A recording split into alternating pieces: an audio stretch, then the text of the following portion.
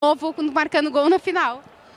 Realizando mais um sonho junto com esse clube maravilhoso, com essa equipe que faz de tudo um pelo outro.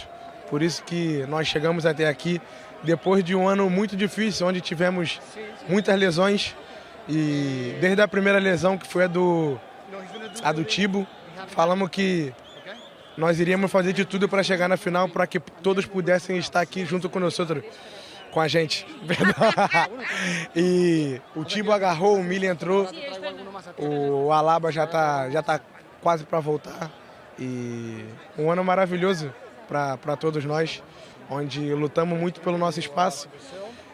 Sofremos quase todos os jogos, mas ganhamos outra vez. É que parece muito fácil, mas... Uma resenha daquela. Vamos lá. E leva o Camavinga.